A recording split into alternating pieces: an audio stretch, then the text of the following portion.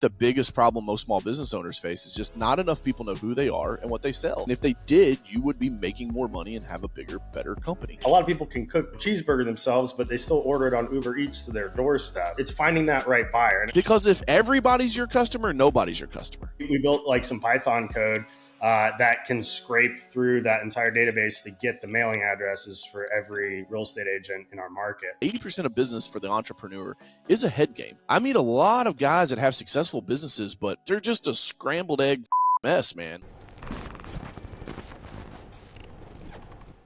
All right, everybody, welcome back to the Grow Your Moving Company podcast. I'm your host, Wade Swikle, founder of Two College Brothers Moving Storage and Franchising, as well as the Tighten Retreats and Tighten Up Training. And today's guest is somebody that I actually heard on one of my mentors' podcasts, Tommy Mello. Today's guest. It's one of Tommy's guests that I connected with after hearing a great episode and learning a lot about all the cool things that he's doing. And I'm really excited to bring on Mr. DJ Carroll to the Grow Your Moving Company podcast to talk about some of the things that he knows about home services, as well as some of the technology startups that he's involved with. DJ started his first business at the age of 18. It is called Easy Pro Exterior Cleaning, that he still runs remotely today. He currently lives on a bunch of land out in Kentucky outside of Louisville, and he is now involved in a startup called Ollie, which is a tech startup. He's also involved in real estate, has got a real estate portfolio, and was recently named USA Today's Top 10 Entrepreneurs of 2024. DJ, thank you for coming on to the podcast. I'm excited to learn as much as I can about everything that you've going on with home services, technology, how you kind of bridge the gap between the two. But first, for the listeners, just in your own words, kind of tell me your backstory. How'd you get started in business at such a young age, and where is that business today? And just kind of walk me through what your journey's looked like. Yeah, I appreciate you having me on, Wade. Welcome everybody that's listening and watching. Appreciate you investing some of your time today to let me pour into you and your business. And yeah, man, I'm fighting the good fight like all of your listeners, right? I'm an entrepreneur through and through, and started my first business my senior year of high school. I actually turned down 8 football scholarships, and my guidance counselor, my chemistry teacher was like, "The fuck are you doing?" I'm like, "I'll be all right." They're like, "What, are you just going to mow grass for the rest of your life?" I'm like, "No." It actually started out as Yard Smart Lawn Care and Landscaping. And I still remember, Wade, I would come to school, wearing my fluorescent safety green Yard Smart t-shirt. And cause I was co-oping for myself. So second half of my senior year, I was signed on the left side of the co-op book as the student and the right side as the employer. And first person to ever do that in my school's history. And I was so excited and so proud, to be a business owner and have my little logo t-shirt. And you were doing the lawn care for the school that you were going to? No. I was mowing, so we had a co-op program, right? So a lot of the kids would sign out halfway through your second half of your senior year. The second half of the day, you would sign out and you'd go to North American Stainless or Dow Corning or one of the, Carrollton Utilities, and you would co-op, right, to get real world. I co-opted for myself. I had to get approval from the school board, but I was so the second half of the day, the second half of my senior year, all spring, I basically was signing myself out and going to mowing yards and making money. And wow. The kids, I thought it was the coolest thing in the world. All the kids picked on me. They're like, you look like a construction worker. What are you doing? Why do you wear that? And who's laughing now, I guess. But it's just. It's who I am, man. I just love business. I love sales. I love entrepreneurship, and I love entrepreneurs. I love getting to jam out on podcasts and pouring out and giving back. And if we can help a couple people today, man, that's awesome, man. It'll be well worth my time. Yeah, I love that. We had something similar called OJT, and it turned into kind of an excuse to just leave school early. But I was supposed to be going and shadowing with a handyman. My parents had this handyman. And he's the one who signed off on all my paperwork. So I'd go meet him out at job sites and learn how to do all kinds of odd little jobs, rescreening pool decks and painting walls and hanging ceiling fans and all kinds of crazy stuff. So it was ultimately a good experience, but he kind of got to the place where I was just this little thorn in his side. And he's like, you know what? I'll sign off on your paperwork. You don't even have to come out here anymore. So I'd be like, hey, works for me. Senior year. I'm going to go to the beach or something. Yeah, but that's awesome that you're able to basically employ yourself and get the school to approve that entrepreneurial venture at such a young age. And I know exactly what you're saying because I started my business in college a few years after you did. And I was like kind of afraid to tell my fraternity brothers and my classmates that I was like trying to pursue this business. I thought they'd be like, what are you doing? Like, go get a Right. safe and secure job. And I was like, I can't. I got to move furniture. Like, this is what I want to do. So people thought I was crazy, but that's cool to hear that you had that similar experience at an even younger age. Like, walk me through the journey, because obviously you're not in the lawn care space as much No, anymore. You're yeah, next to your I grew kids. that. Yeah, no, I grew that to about 3 million in revenue and sold it. Don't freak out. Like, it's lawn care, margins are razor thin. I didn't make a ton of money. I'm still working, but it was an exit that I got under my belt, and I transitioned into power washing and window cleaning, which is where I created the Easy Pro brand, and I still own that to today. And we're doing projects. I've got a crew in Naples right now. I've got a crew up in Fort Wayne, Indiana. I've got a crew in Cincinnati. So like we do projects on some of the biggest properties all across the Midwest and Southeast. Notably, probably FC Cincinnati Soccer Stadium. That was a 6-figure power washing project. Lou City Soccer Stadium. We've worked for the Indianapolis Colts. So we go tackle big projects. We still have some residential crews as well. So both sides of it. And man, it's like I'm in this like tech world now just because I've learned so much, and I'm kind of I'm half jock, half computer nerd, and so I love having the blue collar business, because I think at the end of the day, Wade, like, robots can't wash houses, right? And so I think that will always be like a long term play for me, kind of a safety net. Allows me to take some risk in other areas, but yeah, man, I love the blue collar space. I think that it's insulated. It's also a supply constricted business instead of a demand constricted business. What I mean by that, supply is constricted, like moving, right? Like, everybody needs movers, everybody needs their house wash, everybody needs a plumber. The only constriction on the business really is finding enough guys, getting them trained, and put them in trucks, right?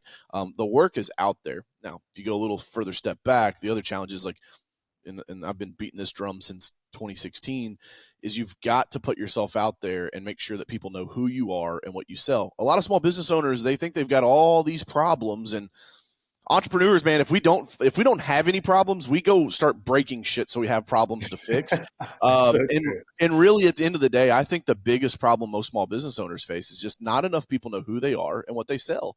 And if they did, you would be making more money and have a bigger, better company. And so, yeah, man, I love entrepreneurship, man. I'm excited to jam today, and happy to share more of my origin story. But I don't want to bore anybody. I want to make sure I give enough gold nuggets out on the podcast. Yeah, absolutely. Well, one of the biggest struggles I've found in the moving industry is that it's a low barrier to entry, but it's a high barrier to success. Ooh, I like that. Similar to, I would imagine, lawn care and power washing or exterior cleaning. I mean, anybody can get a moving truck or a box truck, secondhand from U-Haul or whatever for $5,000-$6,000 and go start a moving company, right? I mean, I started with a pickup truck and then eventually got a trailer. I didn't even have a trailer when I started.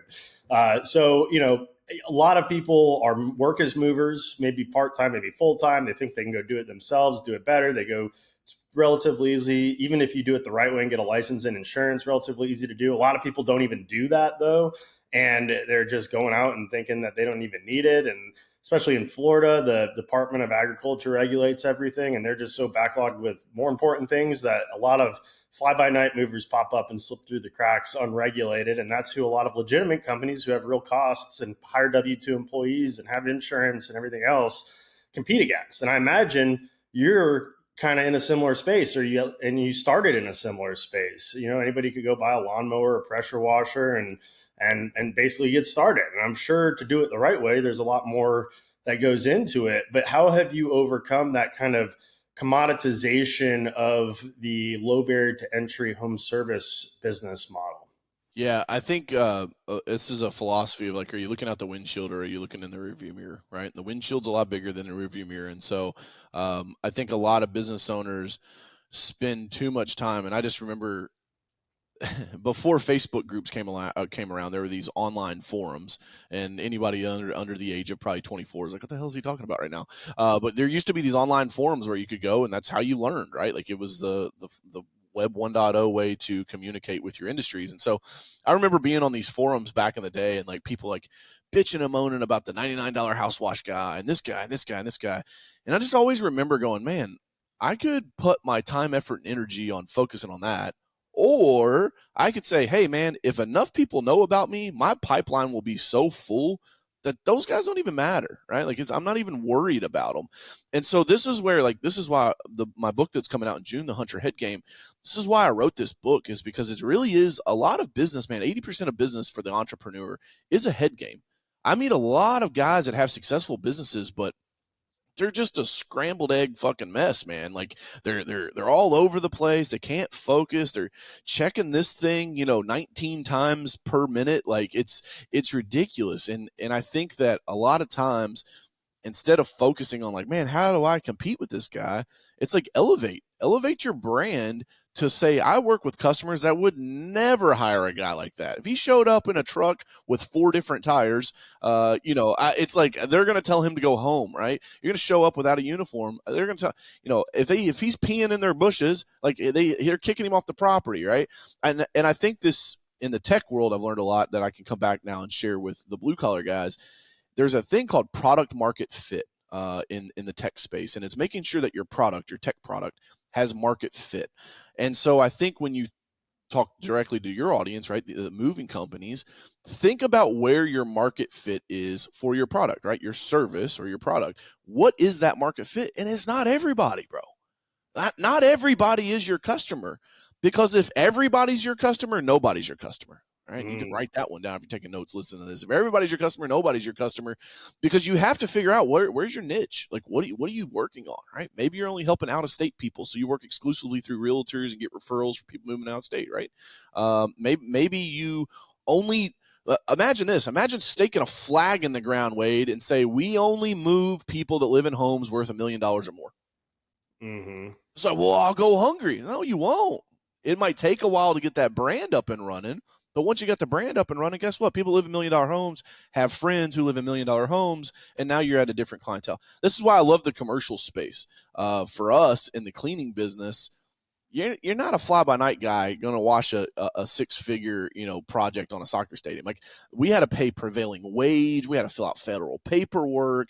Some of that creates a barrier to entry, right? Like, sure, you can buy a pressure washer, but like if you don't have the admin staff to do some of that, that's going to keep that out of the bidding process. And actually, the FC Cincinnati, we were the only person to bid on it because it was such a high barrier to get into those projects. So again, I'm always a big fan of like zigging when other people are zagging, and then not spending time worrying about the uncontrollables. Control the controllables, right? You're right. Somebody's getting laid off today and they're going to the eBay auction and they're buying that budget rental truck, box truck for $5,000, and they're going to be a moving company tomorrow. You can't control that. All you can control is the customer service, the customer experience that you provide in your market to make you stand out. And that's why I'm such a big fan of brand, dude. Like, it's the differentiator when all things are equal, and it's going to become even more of a differentiator as AI continues to work its way into businesses. Yeah, I can't agree with you more on that. And I was just thinking about this the other day. In the moving industry, there's an abundance of leads. I mean, everybody has to move at some point, whether they live in the projects or they live in the multi-million-dollar waterfront mansions. Like, at some point, they're going to need the service done. And a lot of people can do a lot of it themselves, but a lot of people can do just about anything. A lot of people can cook, a cheeseburger themselves, but they still order it on Uber Eats to their doorstep. And so it's finding that right buyer. And I mean, if you look into our CRM, it comes pre-stocked with a whole list of probably a couple dozen lead providers that they've partnered with that you can just flip a switch and turn them on and start getting leads. But salespeople hate those leads because they convert at such a low rate, because they're basically running pay-per-click campaigns and not targeting any specific segment of the market. So anybody who needs to move is clicking on those leads that may or may not be willing to pay actually any money. And then the moving company owner is the one paying for them to make that click, when they could be any kind of just tire kicker looking for somebody, some chuck in a truck, paying, $20 an hour per guy or whatever, that, from somebody who doesn't run a real business or doesn't know anything about business. And it's not targeting those higher end, more affluent customers that care more about the quality and less about the price. So moving company owners are like, why would I spend money on these leads when they're just going to want the lowest possible price and I'm competing against 10 other people that are paying the lowest possible price. Well, don't spend money on those leads. Go out and find the people that are living in the high value homes and study their activities and their behaviors and who they associate with and what they're looking for, and get in front of those places rather than just take the easy road that every other moving company and every other low barrier to entry startup is trying to compete for, and go after the ones that are a little bit harder to get to, but are way better jobs, bigger margins, less headaches. And I feel like that's really the way to grow your business. So we're experimenting with a lot of more technologically savvy, targeted marketing sources that are that lift that barrier to entry to get in front of some of those customers. And that's kind of sounds like what you're doing in the technology space a little bit too.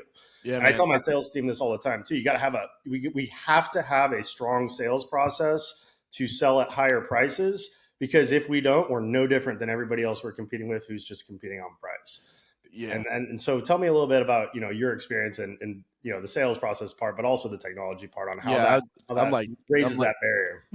I'm like gnawing at the bit. I'm gonna put the Coach Carroll hat on for a second for the sales coaching side, because I have a one-on-one with all of my team members every single week. So it's only about 15 minutes, but I do a one-on-one with every single team member.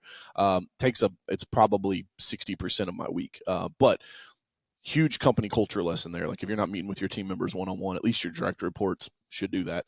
Game changer. Yesterday, Kevin on my team, he's one of our accounts guys.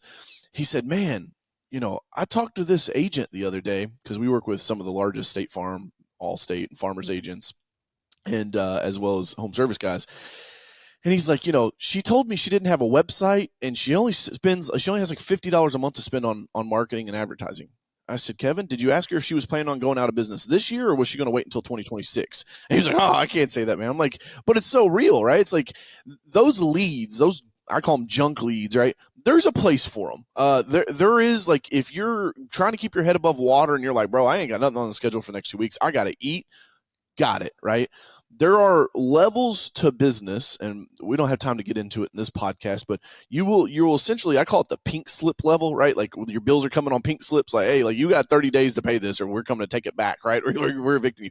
When you start a business, if you're in that space, that's very, very difficult, right? And but everybody kind of goes through that in your small business, because nobody starts a business like, oh, wow, we're going to do $100,000 this week, right? It's like most of us start at zero, and we've got to build from there.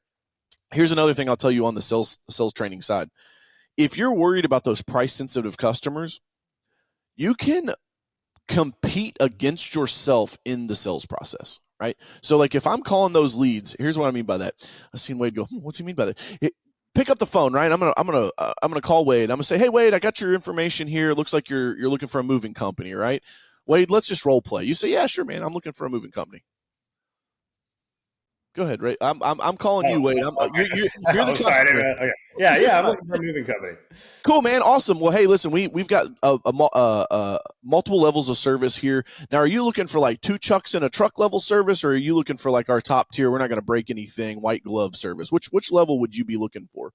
Yeah, I don't want to pay too much money, but I want somebody who's going to do a good job and not break my things. No, totally get that, right? I mean, nobody wants to have their things broken when they're moving. Let me just tell you, like, our 2 chucks in a truck level, like, they're not going to be uniform, man. They might be peeing in your bushes. There's a million guys that operate at this level, and like, we don't even really like to service customers like that, because most people don't like to be serviced that way. But if you're interested, I mean, I can price that out so you can look at it. But what I would really steer you towards, if you care about your things, you care about us being on time, you care about us being professional, licensed, insured, all those things that you would expect from a true professional moving company, that's going to be on our premium level side. So again, Wade, which one of those would you like me to explore with you today? Yeah. Is there any kind of a program in the middle? Yeah, absolutely, man. Let's do this. If I walk you through our premium level service, I think you'll be wildly surprised that it's actually not as expensive as you're probably thinking right now. And when you consider your time and what your time's worth with your family, and listen, let's face it, man, you got utilities you got to transfer, you got schools you may be changing if you got kiddos. There's a lot of things going on. It's probably going to be worth the peace of mind for us to take this off your plate. So do you got about 10 minutes so I can kind of walk you through our process right now? Yeah, I got about 10 minutes. Fantastic. There we go, right? So what I just do there, I went ahead and said, hey, let's just get the chuck in the truck question, like that whole conversation out of the way up front. Let me go ahead and now, if Wade would have said, nah, man, I'm just looking for somebody with a truck, I got about $200 to spend. I got to get moved. Well, there's a thing, ladies and gentlemen, in the small business world called qualifying your prospects. Right. And a lot of small business owners don't do this, but it's like saying, hey, Wade, I actually don't think we're probably the best fit for you. I would recommend you probably check out a handyman service or something like that. They may be able to help you a little better. Right. Cool. Off. Right. You're done. This happens to me. I actually have a Christmas light business as well. And so we do this in the Christmas light business. We have a $1,500 minimum. And so people are like, Wade, it happens every year, man. 2 out of 3 phone calls are disqualified. We take their contact data because I want to put them on marketing base. But 2 out of the 3 customers that call in, they're disqualified because they go, $1,500? Who would pay that for Christmas lights, right? And they're like, I got these lights in the attic. I just need you to get them down and hang them on the house, right? It's like, we'll refer you over to tradesmen's or whoever, like, the local handyman shop. And we just send those leads over to them because they're not our customer. Here's another thing you can do, and I'll kick it back to you after this, Wade. Another cool thing that I love about this is send them to your competition, man. You get somebody on the phone, they're like, oh, God, there's no way in hell I would want to work with this person. It's like, hey, Wade, after discussing this, man, I actually don't think we'd be the best fit, and our schedule's pretty full. If you'd like, I'd go ahead and recommend somebody for you to call. Refer them to your competitors. Let them deal with the penny pitchers. Let them deal with the tire kickers, right? Let them waste their resources. And that way you can focus on your niche market. But Wade, you alluded to the tech, and I'll tell you, we've got Alley, which is our AI platform that really helps automate a lot of the marketing side of businesses, marketing side of small businesses. Namely her AI lead detection technology, which you guys used for your latest retreat event that you had, which looked like a wild success, man. Looks super cool. I've been seeing some of the footage you've been dropping on Instagram. Thank you. I think we identified over 500 people within the first couple of weeks of using the thing. And so it was one of the fastest launches that I've ever seen that we've installed. And not to get super tech heavy, because I know, we're all blue collar guys here, but essentially we install Allie on your website. She can identify your anonymous website visitors and give you name, phone number, email address, and home address, as well as, most importantly, the referring URL. So like, Wade, when you look at your sheet, you can tell, hey, who came from a Facebook ad, who came just directly to our page through a search, or, a LinkedIn ad or a Google ad. And that allows you guys to have better insights into your marketing. We're really trying to transition away from saying, hey, we're a marketing company, and more of like, hey, we're a tech company that helps you audit and kind of almost like an insurance agent for your advertising budget, right? Where it's like, hey, where am I spending my money at? What's working, what's not working? And it allows you to generate more leads without spending more money on advertising. So that's Allie in a nutshell.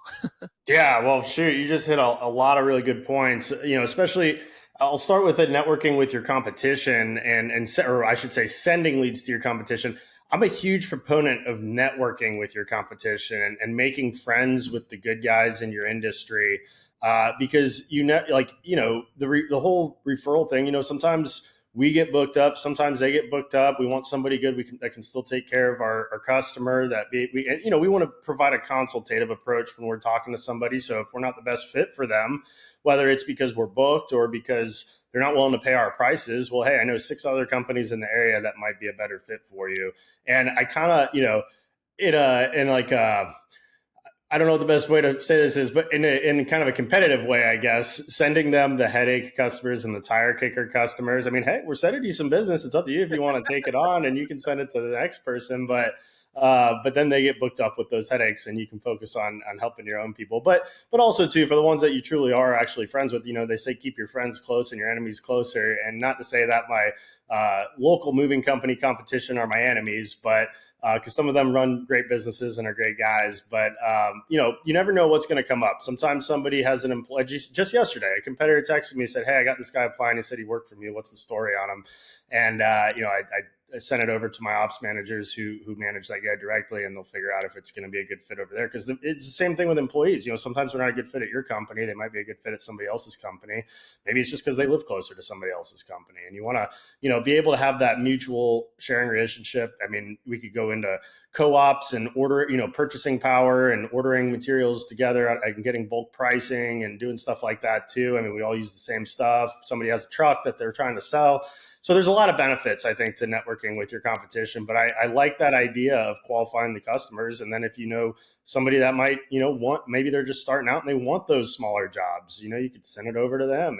And then, when they grow a little bit, or if they get a job too big, or they can't do out-of-state moves, they could send you over those moves, that are more in your wheelhouse, that are a little bit better for an established company. So I think, there's an amicable way to do that. But also at the same time, why fill up your schedule when you know that you can fill up somebody else's schedule with somebody that you don't want that they might want. So that's right. I love it. I love that. And then going back to the alley stuff, what I thought was so cool about that is on our moving company website, we get between 10 and 20,000, sometimes in the summertime, more than that, website visitors each month.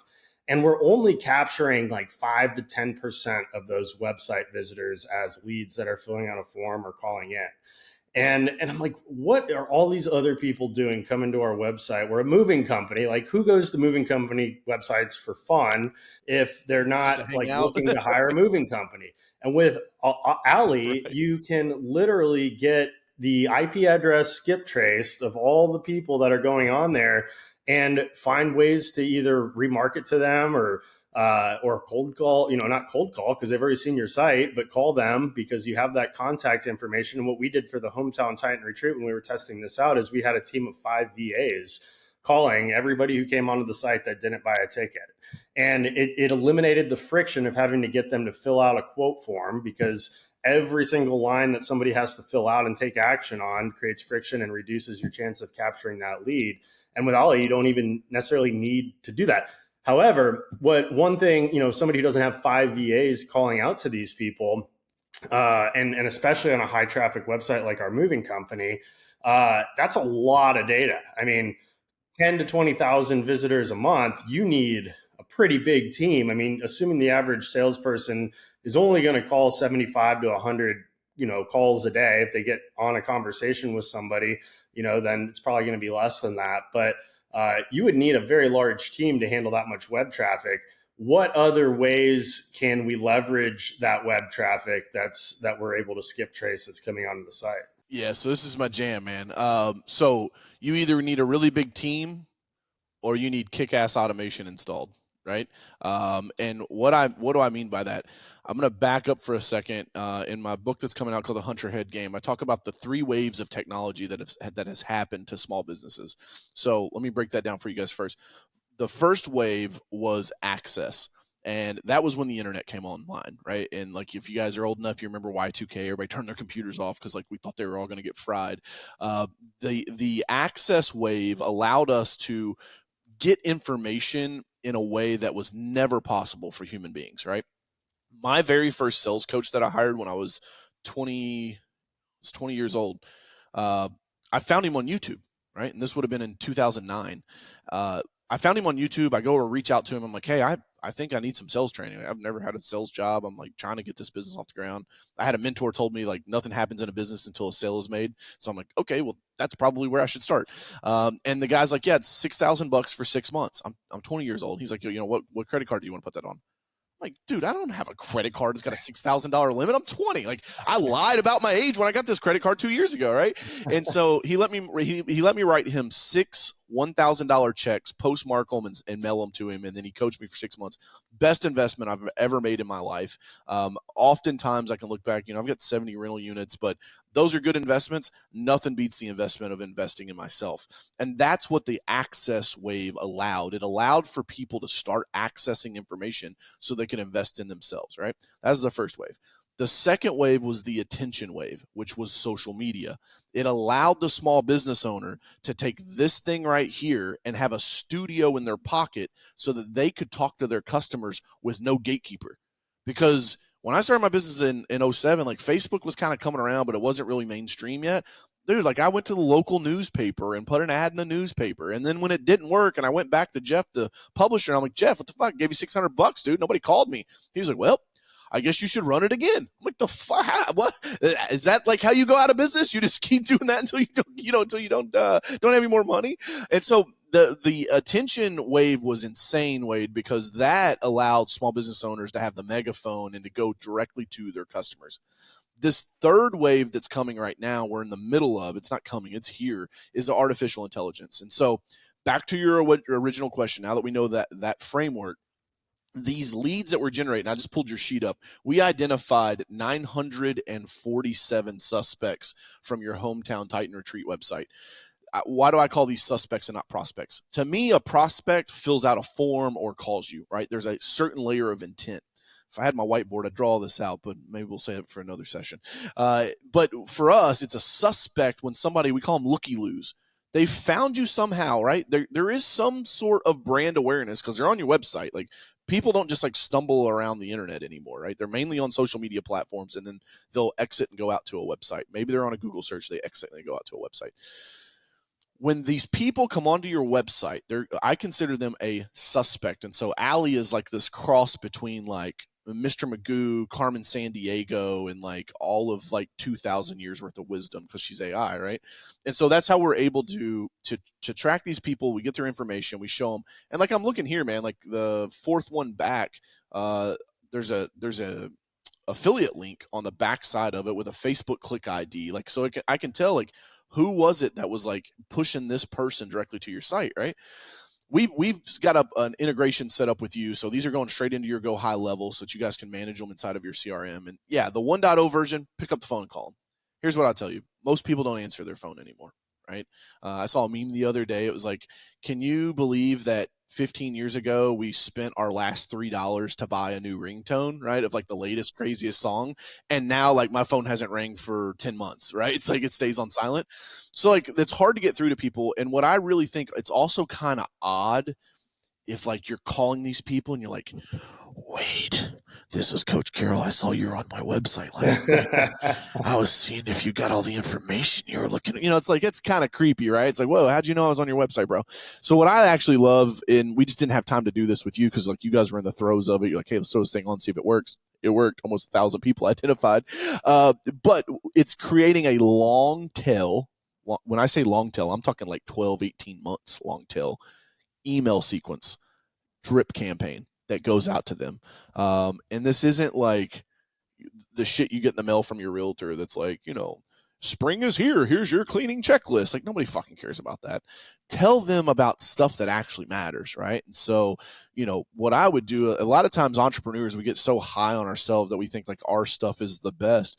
One of the things that you can do, the best resources you can send to your list is stuff that other people created that you actually think that would be valuable. So if you're a local moving business, right, in Nebraska, I don't know a town in Nebraska. Let's pick a different one. St. Louis, Missouri. What we're doing is like we're saying, hey, let me go find something about the Bands and Barbecue event, and like I'm going to hit my list because I know all my people are local. Wade, your list is a little different because these people are all over the U.S., but they're probably small business owners, right? So like maybe you can go find something from Dan Martell or from, Michael Gerber, right? It's like, hey, I just found this blog post Michael Gerber put out, like wanted to send it to you, thought it might be valuable. And people are like, well, you're driving a website to somebody else. Like you're driving traffic. The internet's evolved. People have evolved. It's not about just like hammering your email list to get them to buy. Like you have to build relationships.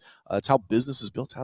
But newsflash, that's how business has always been done. It's always been relationships. But for some reason, like the internet came along and now we just want people to go to a funnel, give us their information, buy, and then like we just wake up with millions of dollars in our bank account. And like, I'm sorry, the internet guru lied to you. It does not work like that. I'll stop, man. You get me fired up, man. No, I love it. I love passion. You definitely are very knowledgeable about this stuff. And it's funny that you say business is built on relationships. It's always been built on relationships.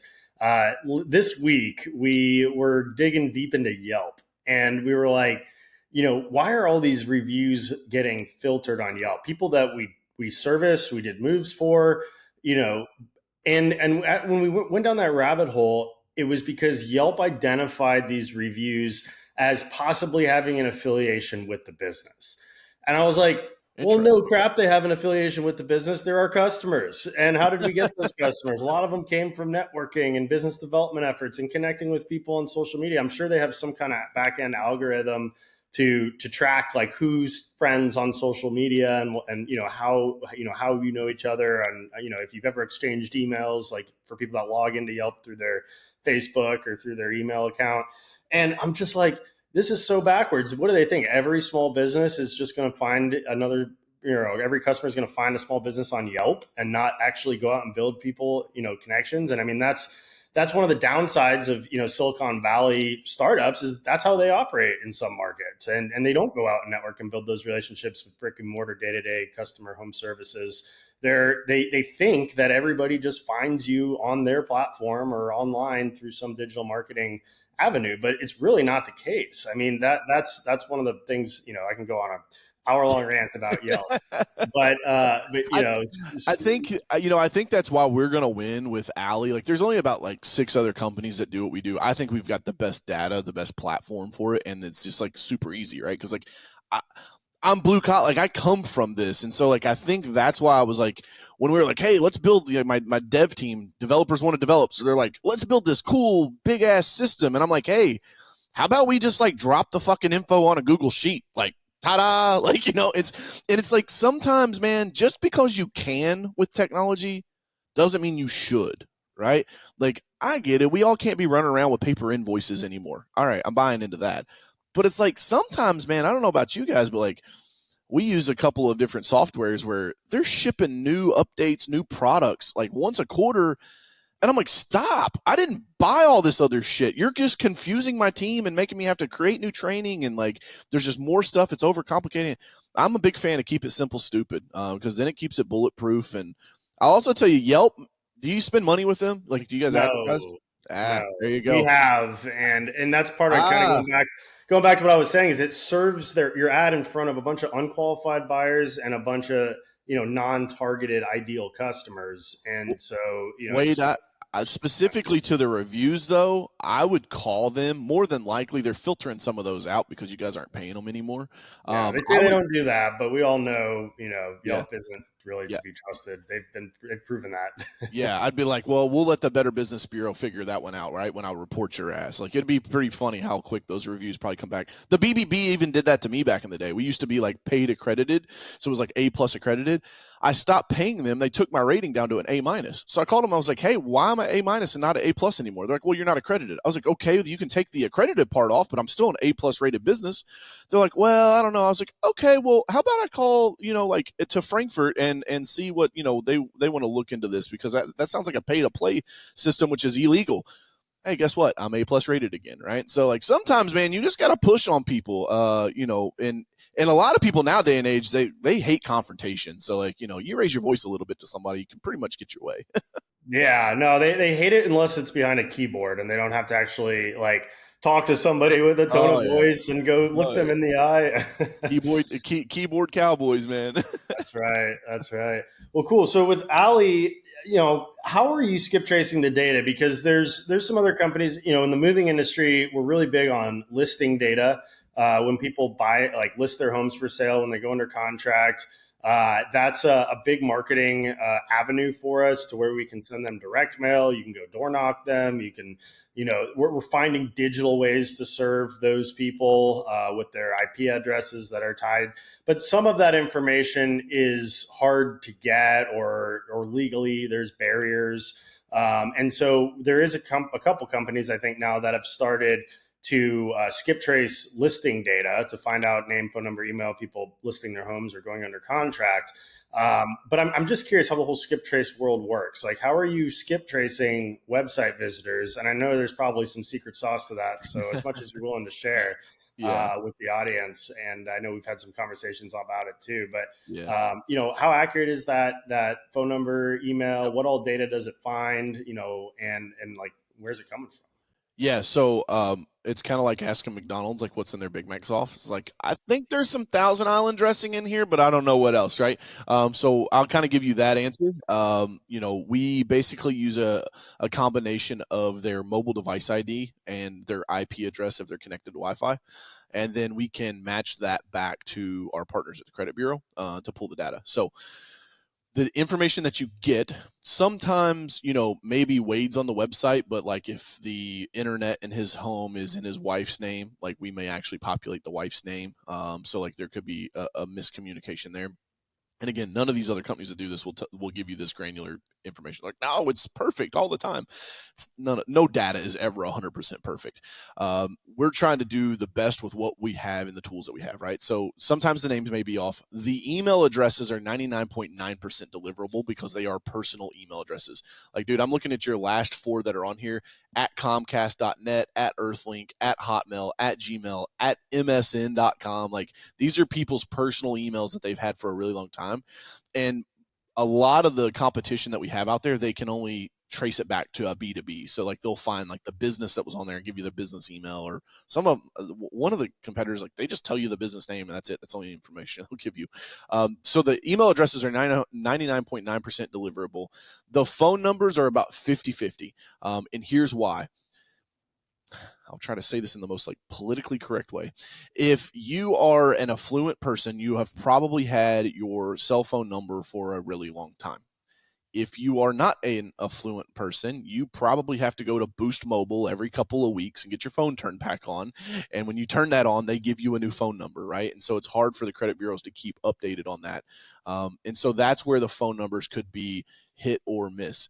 That's why I like the email drip campaign with our technology. One, because you can create more value. And also it is it's a little less invasive, I guess is probably the best word, right? Because like if I was just chilling on your website at 11 o'clock at night and now next morning you're calling me saying, hey, I saw you were on our website, like it could turn some people off that maybe would have been a potential buyer if you'd have just warmed them up. So what we always say is like send like 3 days worth of emails, 1, 2, 3. Is like, hey, Wade, I saw you were on our website yesterday. Just wanted to check in with you and make sure you got all the information you were looking for. I'm not trying to sell you anything. Make sure you got the information you're looking for. The next day, hey, Wade, just wanted to follow up on my email yesterday. Did you get all the information you were looking for when you were on our website? And put the link in there, right? Like, here's the link again. Like maybe you can drive them back and then they do it. They're like, oh yeah.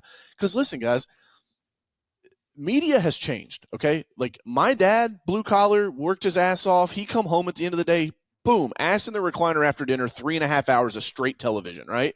That was where he got his 3.5 hours. Now the 3.5 hours are in micro doses on this thing. It's 18 seconds while I'm sitting at the stoplight. It's 2.5 minutes while I'm in the bathroom. Or if you hate your job, it's 32 minutes while you're in the bathroom. It's in these micro doses. And so what happens is, wait, they could have been sitting at a stoplight, saw Hometown Titan Retreat. Oh, damn, that looks good. Click. Oh, man. Oh, light screen. Turn the phone off. Boom, they're gone, right? And so, like, we don't really know the activity, how these people find us, where they come from. You can see it in the referring link as if, like, they came from Facebook or whatnot. But I think the biggest thing here is, like, that's why we say email first is really how Allie is built to be able to build that relationship.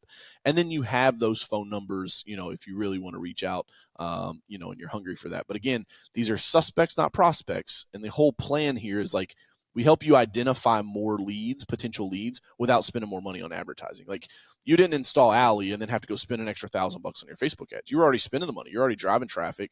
We put Allie in. We just start capturing some people. And then the last part I'll say, and I'll kick it back to you. There were several of these that came through that when I looked in your CRM, they had purchased a ticket. So it's like, cool. Now I have the referring URL. I know that person right there came from a Facebook ad and then bought the ticket, right? Because maybe a lot of businesses aren't great at collecting that data, right? Especially with social media. If you're running social media ads and you're doing stuff on social media, you're building brand awareness locally. When they need you, they go to Google and they find you by name. And then guess what? Your team's like, how'd you find us today? Like, oh, Google. So like nothing ever gets attributed to social media efforts. It all goes to Google because Google is the yellow pages. Yeah, and then Google, you don't know if it was LSA, PPC, if it was map pack, organic. So it's like, even that isn't a great answer. At least it's somewhere, it's something. But yeah, and a lot of times people saw the trucks, they saw 3 other pieces of marketing, and then they Googled you, and then they said they came from Google, or they Googled movers and saw your name, and like, oh yeah, I've seen those guys around. That's it. So that's that top of mind awareness, right? That you have to play with. Enough people have to know who you are and what you do. So I'll give you guys another give. Is you should have word track training to the people that answer your phones. And I'll just let you know right now, AI agents are coming to take this job like within the next 6 months. We just launched Alley on my phone system for Easy Pro. So I know you guys will blow it up, but you'll have fun with this. If you want to call us and play around and listen to her, it's 502-732-6363. It's 502-732-6363. Again, we just launched it. We're recording this April 25th. So like there's bugs in there. We had to figure it out, but funny enough, man, yesterday I was listening to one of the calls that came in. It was a sales guy trying to sell insurance, right? And he wanted to sell us general liability. And by like the fifth response in, he goes, wow, you're like really good AI. Like he was like talking to this, talking to Allie. It's like, this is crazy. But the word track that you guys should use is, how'd you find us, or what made you call us today? That's the better question. What made you call us today? Because now you're learning intent, right? What made you call us today? How'd you find our phone number? Have you seen us on social media before? Have you seen our trucks or our guys in the community? Collect data points. When your phone rings and somebody's like, yeah, this is Tina, I want to get moved. You're like, I got to move her. Like, all right, let's go. Right? It's like, no, slow down. Get some data points from Tina.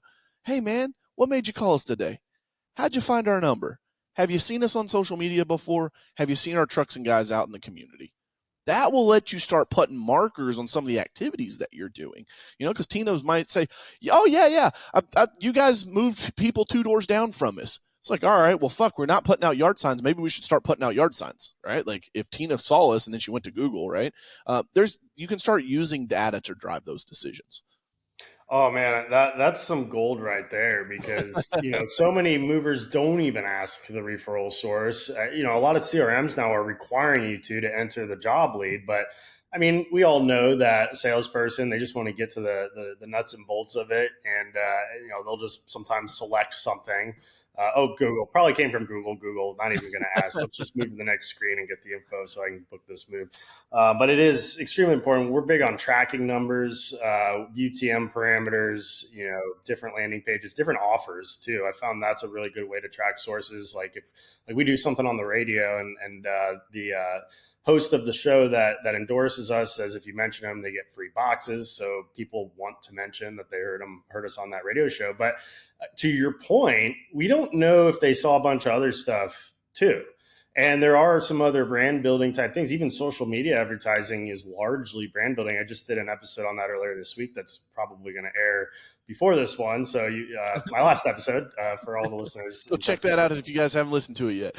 Yeah, but I mean, he'll even say like, yeah, it's largely a branding play, but we should generate some direct leads, and we're going to retarget people that found you some other way. But it's even that's largely a branding play. So yeah, I mean that's great info, and having some kind of a system.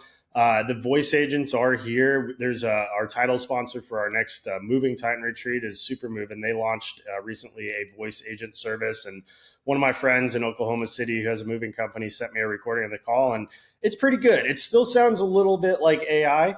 I think people are going to start getting more and more used to that, but I also think the AI is going to start getting better and better to where it will, hesitate and say, and sound like more of a natural conversation, but it's pretty good. And it allows companies now to have more phone coverage. And I think, you say 6 months, I was saying like another year or two, but maybe it will be in 6 months. Like inside salespeople probably aren't going to be needed very much. And the problem that we run into with inside salespeople is that we really only use them for our smaller jobs. And so there's not a lot of commission opportunities unless they're just booking a crazy volume.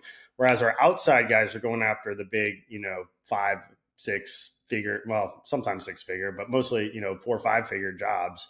And their commissions are still really nice. And there's still a lot of people that like to have that face-to-face in-person consultation estimate.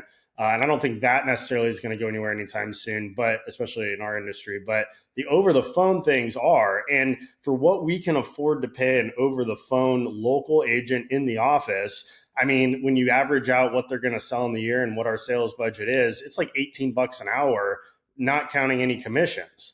And if you start paying commissions on that, you're going to go over budget and be paying an inside salesperson to book your least profitable jobs too much. So I mean, it's been a challenge to find people. It's a very entry level job. You don't really attract a ton of sales talent that are super motivated, eager to learn, unless they're just starting out in the workforce and they want to work their way out to get some of those bigger jobs. So the AI agent system could be a huge solution as inflation goes up, but it doesn't keep up with what we're able to charge for services to be able to make that a commission-based job. I've also found VAs can be very helpful with that, and in other parts of the world where cost of living is lower to serve as those. But then you run into some other issues with time zones and accents and things like that too. But I mean, I'm excited for that.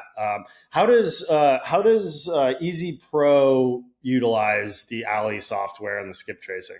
Yeah, so we have it on all of our websites. So I've rolled up about 9 different power washing businesses over the years, and so we've got kind of like localized presence, kind of like PE firms do with HVAC companies. We kind of have these like localized presence, and so Alley's on there. I do want to say one thing, Wade, about these AI agents and what a lot of people, especially me as a business owner, your people that are listening. The biggest difference, yeah, sure, it'll save you some money. It's going to be cheaper than Linda in the office. Sure, maybe it's it kind of sounds like AI. Maybe it gets better and says we actually have ours trained to say So like if you call in, it's like, Wade, cool. Can I get your last name? You said Wade's your first name. What's your last name? And then it's like so we've built that in there so it sounds more humanized.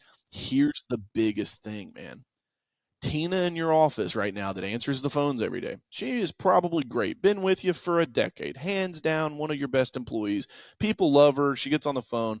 Guess what? Tina eventually has an argument with her husband on a Thursday morning before she comes to work. And it's no longer, it's a great day at Two Brother College Moving, blah, blah, blah, blah. How you doing today? Right? It's this is Tina. How can I help you? Right. And she's not as joyful that morning. She's probably got a little shorter of a fuse because her husband pissed her off. Right. Put the damn toilet seat down. Like there could be we're humans, man. We're not perfect. And where these AI agents will take over is they do the exact same thing every single time you ask them to do it. Right. Now, there are edges, as they call them in the technology, that sure, they can go to the edges. But I'll give you one. I have an agent that's built right now that every morning at 5:30 a.m. scans CNBC, Bloomberg, and Fox Business to find what the biggest, like the top news story is across those 3 sites. And then it's trained on my over 1,000 YouTube videos, so it knows my brand voice. And it writes me a long form text post that I can use on any platform, right? Social media post about that, opinionated, and puts it in my draft folder in my Gmail, so that when I wake up in the morning, my first social media post of the day is waiting for me right there every single morning. It's these little things. Like my daughter's 2, Wade. She's going to grow up. My son will be here in 4 weeks. My wife's about to have our second baby, so I'm super excited about that. Thanks, man.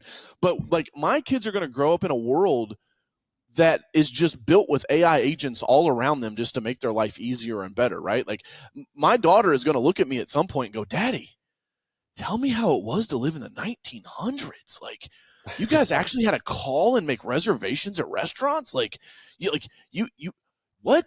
Like, you guys had to go out to dinner? Like, what? Like, it's gonna be a completely different world, man. And it's coming fast. Like, we're in it. That's why I say 6 months, because like we built this bot in the last couple of weeks and launched her because it's one of the services we're going to start offering.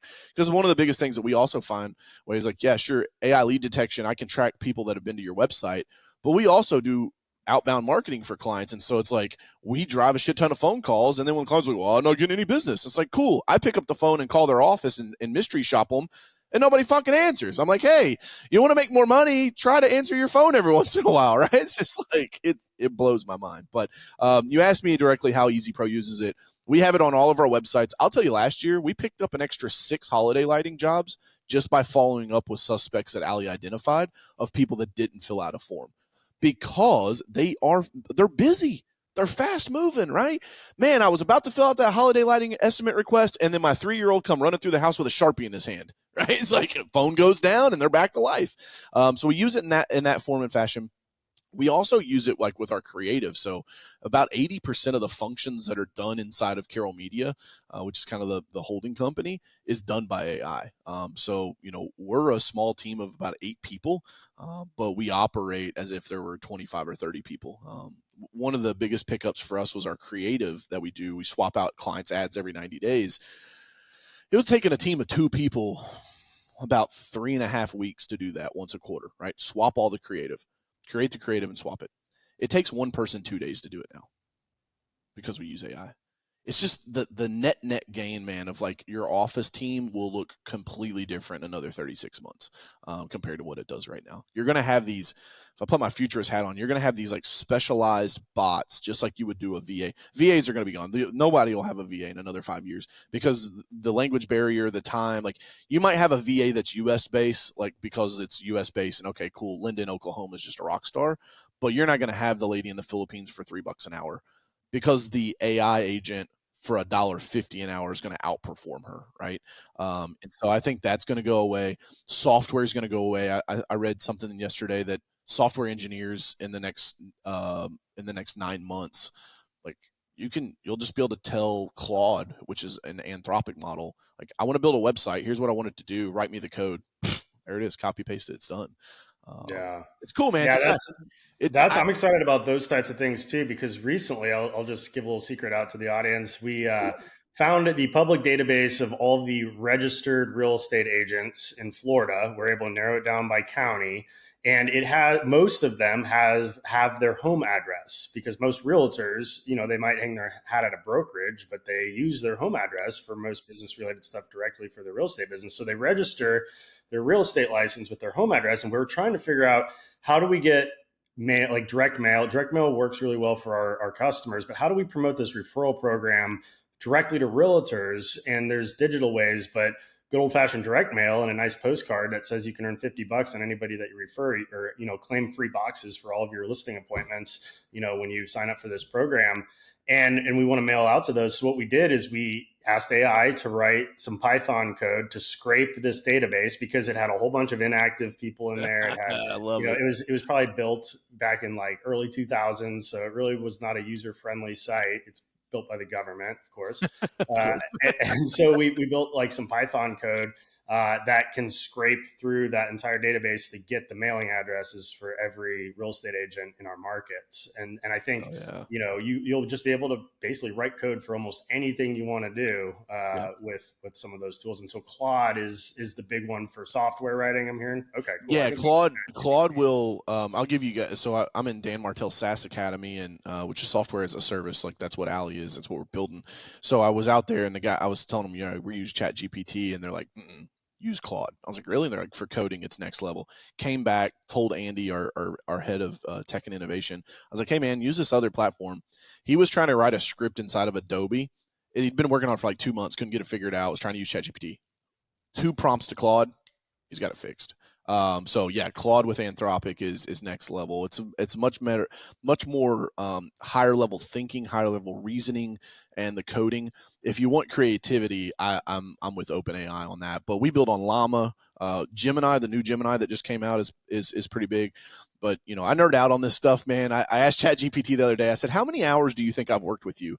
And it was like analyzing. It was like, based on our prompts, I would say between 300 and 400 hours. I was like, okay. So, it's like anything in life, man. You're not going to be an NBA player and only dribble the basketball on the weekends, right? Like you gotta, and at the end of the day, man, my mission, like I'm trying to help these small businesses not be a statistic. So like I'm putting my time and effort into doing stuff that can really save them and really make a difference, because for the first time ever, dude, the little guys have the upper hand. Branding, it's always been that way, right? Like the big companies always wanted to be the small companies always wanted to be the big, but like we have technology now like we've never had before. And so, it's exciting stuff. And I'll tell you one other thing. You talk about inbound, outbound agents. I'm working on one of those right now that will literally just dial. It can do 1,000 dials an hour outbound to apartment complexes for Easy Pro, and just says, hey, this is Allie. We're calling on behalf of Easy Pro. We're a fellow member of the apartment association. Wanted to see if you guys had a need for any power washing or window cleaning this year. It says no. Okay, have a great day. We'll check back with you next year. If they're like, yeah, actually, we're looking for bids on that. That's it. I'm fishing, right? Like, when you go fishing, like, one, you got to throw your fishing line in, right? A lot of people, like, their businesses fail because they never even got the line in the water. But then it's like, you can't just put the line in the water one time and then be like, well, I guess they ain't biting today. It's like, nah, bro, you got to cast it, change the lure out a little bit, right? Like, you got to try different things. But, like, this will allow us to, like, again, man, those outbound dials that everybody hates. And I don't know if anybody's hired any, like, I'm a millennial, but, like, I don't know if you've hired these Gen Zers, bro. Like, they hate talking on the fucking phone. So, like, another 10 years from now, there isn't going to be anybody that even wants that job.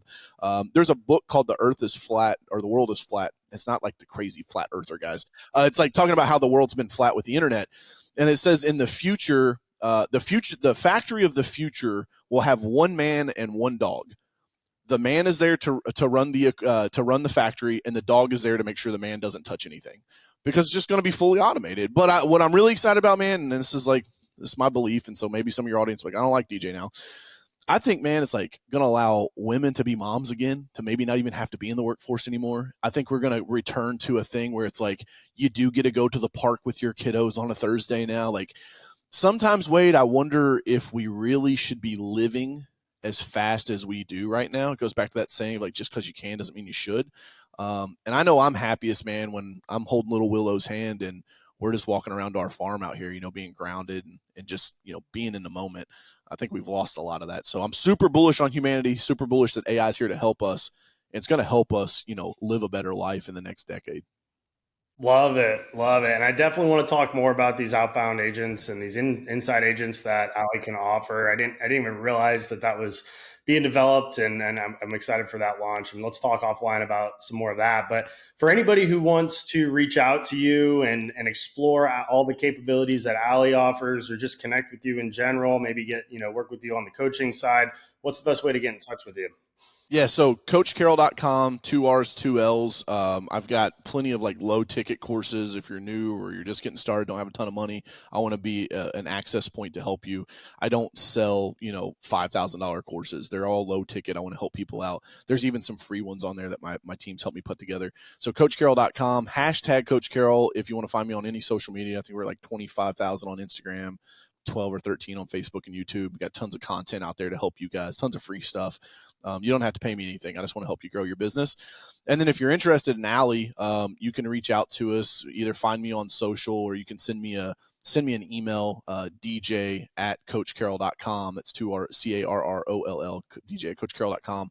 And maybe we can put a link in there in the show notes. But just shoot me an email. And, since you're a friend of Wade's, I'll even hook you up with like a 15-day, $1 trial so you can try Ali out on your website and see some of these cool results. Because, man, this is going to be a game changer for so many small businesses. And again, like, sometimes, man, like, there's a lot of businesses that two extra clients a month would be a game changer, right? 2 extra clients a month means, like, my kid's wearing new cleats this year for baseball instead of, like, the cleats from last year. Like, that's the kind of shit that matters to me, man. I'm big on being family first. And so, yeah, any way we can help you guys. And then if you guys are in the cold calling space, phenomenalphonecalls.com is my free cold calling book. It's a gritty guide to closing big money deals over the phone.